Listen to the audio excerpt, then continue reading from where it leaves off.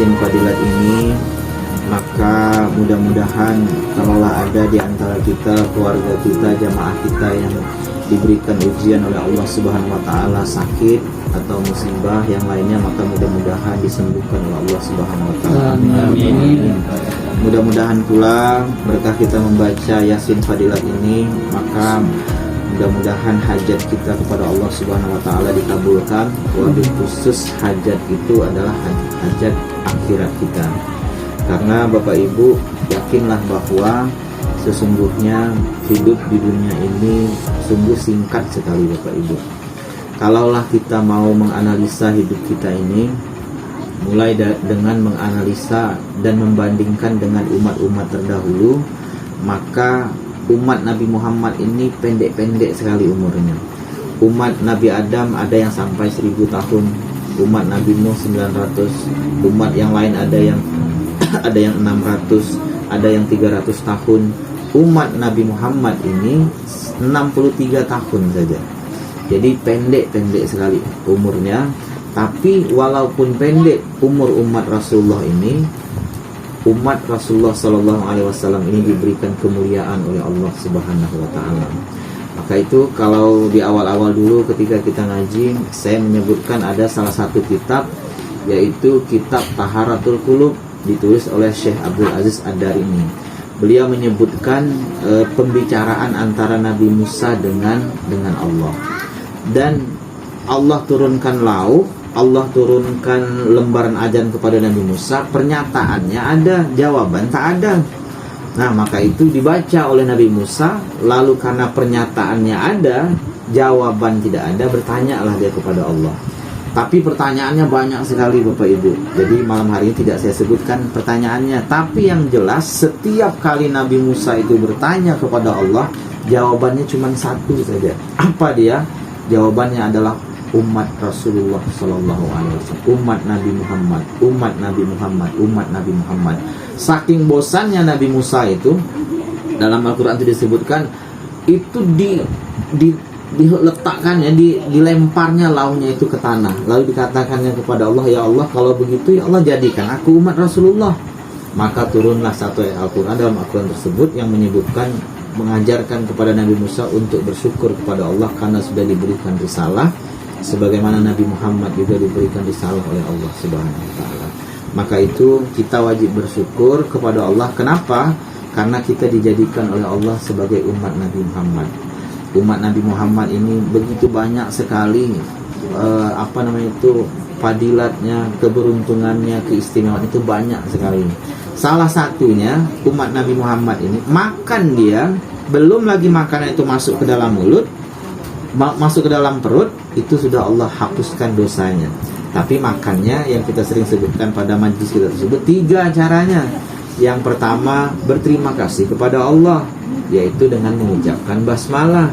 Yang kedua, berterima kasih kepada Rasulullah dengan mengucapkan salawat, setidak-tidaknya paling pendek sallallahu alaihi Muhammad.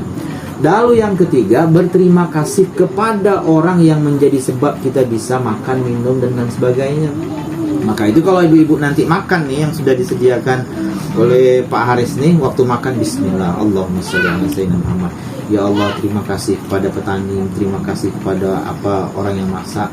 Dalam hati kita, maka sempurnalah syukur kita tersebut. Ketika makan belum lagi masuk nasi ke dalam perut, masuk makan ke dalam perut, maka diampuni dosa kita tersebut. Amin ya rabbal alamin. Bapak Ibu yang saya muliakan, mengisi waktu 10 atau 15 menit ini, saya ingin membacakan kitab kita ini. Pada pertemuan sebelumnya di rumah Bang Nopiar, saya juga menyebutkan kepada Bapak Ibu bahwa pentingnya orang itu mengenal Tuhan. Dan saking pentingnya itu, nak disebutkan sangat-sangat penting sekali orang mengenal Tuhan. Mengapa? Kalau seandainya orang itu beribadah tanpa mengenal Tuhan, sama dia memancing tanpa umpan. Ini dia, Bu. Jadi kalau orang ada ibadah dengan tidak mengenal Tuhan, sama dia seperti mancing ikan di sungai, di lautan itu tak pakai umpan. Kira-kira dapat atau tidak? Tak dapat. Gayanya betul hebat, pergi ke tengah sungai tersebut pakai bot. Sudah itu persediaan makanannya banyak. Sudah itu pakai pula tape recorder, sudah itu juga pakai payung, tapi umpan tak bawa, umpan tak ada, maka dia mancing tak pakai umpan itu mustahil dia akan dapat. Maka begitulah sebenarnya gambaran orang yang beribadah itu tidak kenal kepada Tuhan tersebut. Maka itu kita mengaji bagaimana cara untuk mengenal kepada Tuhan tersebut. Saya mungkin tidak ingin menyebutkan lagi bahwa bagaimana bedanya bedanya orang yang mengenal Allah dengan tidak mengenal Allah dalam ibadah. Sering sekali sudah disebutkan. Kalau di kitab ini banyak sekali perumpamaan yang saya sebutkan. Salah satunya itu yang sering saya sebutkan buaya. Saya bilang, satu pun daripada Bapak Ibu tak ada yang takut. Kenapa? Karena saya sebut nama. Tapi kalau seandainya Bapak Ibu berjumpa dengan buaya, dengan harimau tersebut, pasti Bapak Ibu ketakutan, bergetar. Kenapa? Karena berjumpa dengan yang punya nama, harimau atau buaya tersebut. Maka itu ketika berjumpa itu, maka keadaan seseorang itu berbeda ketika dia hanya menyebut namanya tersebut. Maka itu wajar. Kalau orang misalnya menyebut Allah, Allahu Akbar, tapi sedikit pun tidak ada getaran dalam hatinya ketika takbir sholat, ketika menyebutkan takbir di ujung lidah, karena dia tidak pernah berjumpa dengan yang punya nama Allah tersebut. Maka itu kita wajib sampai berjumpa dengan yang punya nama Allah tersebut. Atau misal contoh lain, sifat Allah. Misalnya saya sebut kasih sayang, seperti yang saya sebutkan di majelis kemarin, kasih sayang. Satu pun daripada Bapak Ibu tidak ada yang bergetar hatinya. Kenapa? Karena saya menyebut nama sifat. Tapi kalau seandainya Bapak Ibu pejamkan mata, lalu bayangkan wajah orang tua, emak bapak kita itu yang sudah meninggal tersebut mungkin, atau yang sudah masih ada tapi jauh di kampung halaman sana, maka hati kita bergetar mau menangis. Kenapa? Karena kita sudah berjumpa dengan orang yang punya sifat kasih sayang tersebut. Maka beda orang yang hanya berjumpa dengan namanya, nama sifat tersebut, dengan orang yang hidup, dengan orang yang punya sifat kasih sayang tersebut. Maka begitu juga dengan Allah tersebut. Bapak Ibu yang saya muliakan, ada salah satu ayat Al-Quran yang dalam kitab ini, yaitu di halaman 9. InsyaAllah malam minggu depan kita akan ijazahkan kitab ini. Yaitu Allah berfirman, walillahil masyriq wal maghrib fa aina ma tuwallu fasamma wajhullah innallaha wasi'un alim. Jadi Allah menyebutkan di dalam Al-Quran, kepunyaan akulah, kata Allah, timur dan barat. Maka kemanapun kamu memandang, kamu menghadap, disitulah wajahku, kata Allah. Atau kalau dalam bahasa mudahnya, kemana engkau memandang, maka engkau pasti akan melihat wajahku, kata Allah. Sesungguhnya aku ini maha luas lagi maha mengetahui, kata Tuhan dalam ayat Al-Quran tersebut. Bapak Ibu yang saya muliakan, ayat ini atau rahasia ayat ini hanya dapat diwujudkan bagi orang hakikat saja, tapi tidak akan mampu diwujudkan oleh orang syariat kalau dia tidak naik tingkat ke makam hakikat. Kenapa ayat ini hanya bisa diwujudkan oleh orang hakikat? Karena orang hakikat itu mampu melihat sesuatu di balik sesuatu. Nah, ini ingat nih Bapak Ibu, orang hakikat itu mesti wajib mampu melihat sesuatu di balik sesuatu. Bapak Ibu pandang misalnya baju saya ini, kalau misalnya hanya pandangan zahir, yang terpandang itu cuma baju saja, maka yang terjadi adalah menilai. Oh, baju Pak Sabri, kata dia, warna coklat bagus. Baju Pak Medan tuh udah 10 tahun tuh, kata dia. Menilai dia. Kenapa? Karena jangan marah misalnya. Ini contoh aja. Jadi ini karena apa? Karena kita memandangnya itu dengan zahir. Tapi kalau Bapak Ibu pandang dengan hakikat, melihat sesuatu di balik sesuatu, ketika memandang baju saya ini terpandang kapas, memandang baju Pak Medan pun terpandang kapas, sehingga tak ada lagi penghinaan, tidak ada lagi kritikan, tidak ada lagi mau menilai. Kenapa? Karena yang terpandang itu adalah sesuatu di balik sesuatu tersebut. Maka itu Bapak Ibu, orang yang sudah kenal, inilah sebenar-benarnya orang muslim tersebut. Jadi kita sering sebut kata muslim. Sebenarnya orang muslim, orang Islam tersebut masih banyak yang belum jadi muslim. Islamnya banyak, tertulis di KTP Islam, tapi belum tentu jadi muslim. Sebenar-benar orang muslim itu adalah orang yang sudah kenal kepada Tuhan tersebut. Nah, maka itu orang yang sudah totalitas pasrah, karena muslim itu bahasa Arab, bukan muslim yang di apa kita ya, juga tempat tinggal kita itu orangnya. Muslim itu bahasa Arab, arti dasarnya adalah pasrah. Jadi orang yang betul-betul sudah pasrah dalam hidupnya kepada Tuhan, itulah sebenarnya orang yang muslim. Itulah sebenarnya orang yang sudah mutu qabla anta mutu tersebut. Jadi Bapak Ibu, inilah kenapa sangat penting sekali kita mengkaji tentang makrifat atau kenal kepada Tuhan tersebut. Sebab kalau kita tidak kenal kepada Tuhan tersebut, maka selama-lamanya Bapak Ibu kita akan tersesat dalam kebenaran.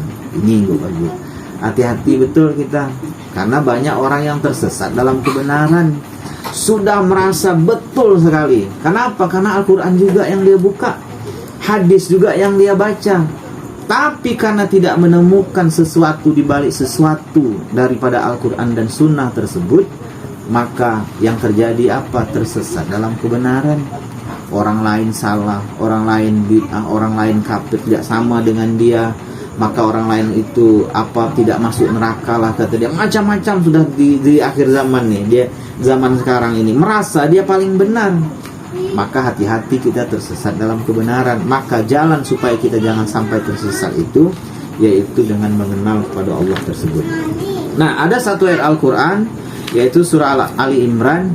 Ya, ini ayatnya sering kita baca, ya ayyuhallazina amanu ittaqullaha haqqa tuqatih. Ketika khatib itu naik mimbar, sering sekali membaca ayat ini, ya ayyuhallazina amanu ittaqullaha haqqa tuqatih wala tamutunna illa wa antum muslimun. Nah, ini dia letak garis bawahnya adalah wala tamutunna illa wa antum muslimun. Jadi dalam Al-Quran Allah sebutkan, hai orang-orang yang beriman, bertakwalah kepada Allah dengan sebenar-benar takwa, kata Allah.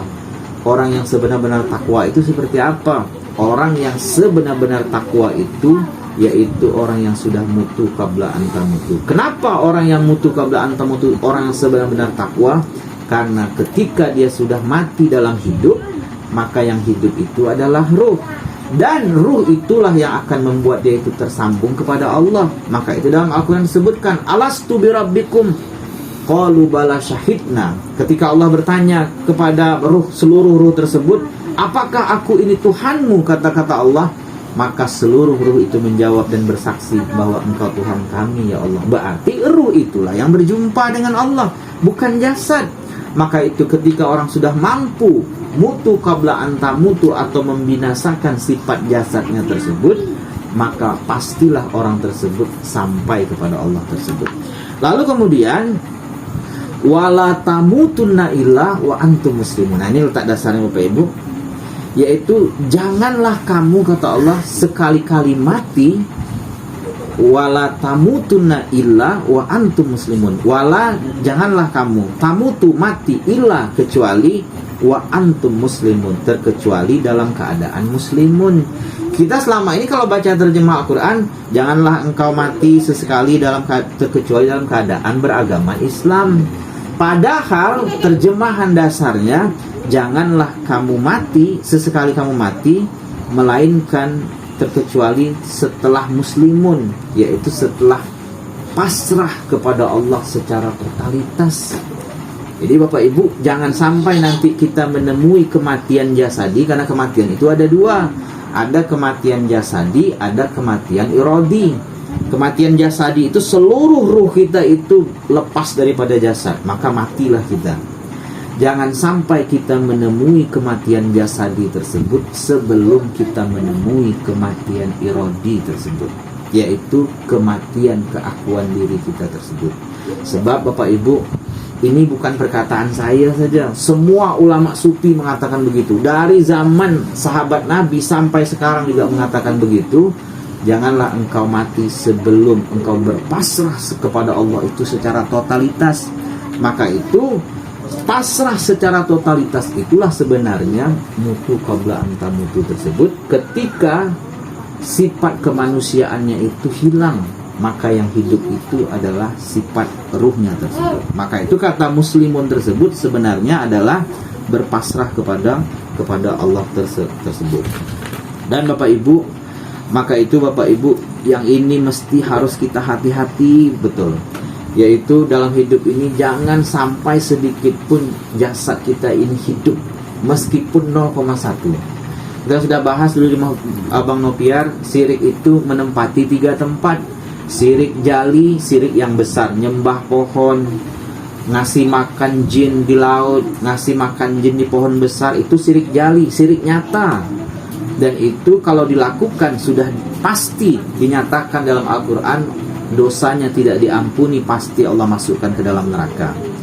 Lalu ada syirik lagi yang kedua, namanya syirik khafi, syirik yang tersamar. Ini juga kalau ada pada diri kita, maka Allah tidak ampuni dosa kita tersebut. Kalau sebelum mati bertobat, Allah masih ampuni. Tapi kalau mati membawa syirik ini, Allah tidak ampuni dosa kita tersebut. Apa dia syirik khafi tersebut? Yaitu syirik yang tersamar. Takut hidup miskin, syirik khafi, Bu. Hati-hati betul nih, takut hidup miskin, takut tidak dapat jodoh, ini yang gak anak-anak gadis nih, takut tidak dapat jodoh, syirik khafi. Kenapa? Karena tak percaya dengan sifat Allah yang Ar-Razzaq, bahwa Allah itu sudah ngatur hidup dia seutuhnya. Maka itu orang yang takut tidak makan besok, takut hidup miskin, takut tak tamat kuliah, itu masuk dalam kategori syirik khafi tersebut. Dan ini Bapak Ibu banyak sekali menjangkiti hidup kita. Maka itu hati-hati. Dan senjata setan itu yang paling tajam itu memang dia buat kita itu takut untuk hidup susah. Padahal kaya belum tentu mulia, miskin itu belum tentu hina. Ingat ini betul Bapak Ibu, kaya belum tentu mulia, miskin itu belum tentu hina. Karena kaya miskin itu bagi orang hakikat sebenarnya sama saja. Ini sama aja Bu, tapi yang ibu yang perempuan mana lah katanya, khususnya istri saya Bu. Maaf enak betul kata dia, kalau bisa besok beli kata helikopter lah kata. Nah tapi begitulah, apa namanya itu, orang hakikat mesti harus sudah sampai mampu merasakan kaya miskin itu sama saja. Maka ketika sama, hati kita itu lega. Ketika dapat rezeki banyak, lega. Karena memang kalau rezeki banyak itu lega ya. Biasa 5 juta dapat 100 juta kan lega. Tapi biasa 100 juta lalu dapat 5 juta, bisa tidak kita lega? Kalau bisa lega, berarti Bapak Ibu sudah di makam yang sangat tinggi sekali. Ketika biasa nih dikasih emaknya duit 1 bulan 5 juta misalnya, waktu kuliah misalnya di tempat jauh, dikasih emaknya 5 juta 1 bulan, lalu tiba-tiba emaknya kasih 500 ribu. Kalau misalnya dia bisa legowo, ya mak tak apa-apa mak, 500 pun rasanya cukup, maka dia sudah berada di pangkat tinggi di hadapan Tuhan. Kenapa? Baik dengan guru itu setara pada kondisi orang tersebut. Ini syirik yang kedua. Lalu 5 menit tak sampai 5 menit lagi Bapak Ibu, syirik karena di depan dah Pak Medan bilang tadi, ini depan nih kata dia, tak cukup nih kata dia.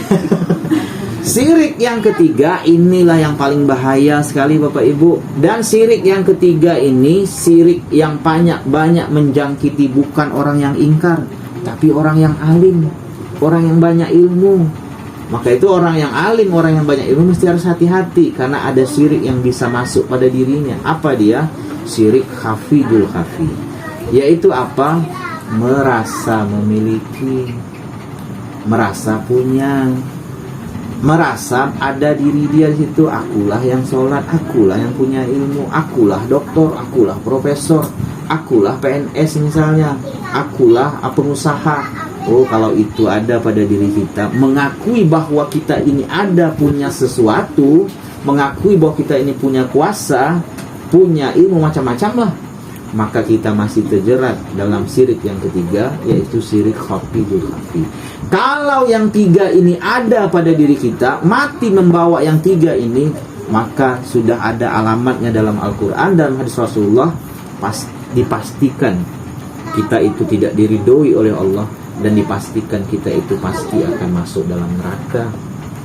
Maka itu harus hati-hati betul kita nih Bapak Ibu dalam hidup ini, wabil khusus menjaga yang 3 ini. Maka itu kitab kita yang tebal ini, dari mulai yang pertama sampai sekarang ini, dalam rangka supaya kita itu terhindar dari syirik yang 3 tersebut, mengenal Tuhan, dan selamat hidup kita ini sampai kita nanti berjumpa dengan Allah ketika sudah hidup dan mati, Bapak Ibu. Inilah mungkin pertemuan kita pada malam hari ini, sebab kata anak-anak sering berpantun, ikan sepat ikan gabus gitu ya, lebih cepat lebih bagus. Nanti ikan sepat ikan keli kata dia, nanti terbengkalai pula makanan di depan ini. Nah, jadi sampai sini pertemuan kita, mudah-mudahan ada manfaatnya. Insya Allah nanti malam minggu kita di rumah Ketua Majelis Pak Haji, sekaligus kita nanti ada ijazah kitab kita ini. Terima kasih banyak Bapak Ibu, mohon maaf, mohon dihalalkan. Assalamualaikum warahmatullahi wabarakatuh. Waalaikumsalam warahmatullahi wabarakatuh.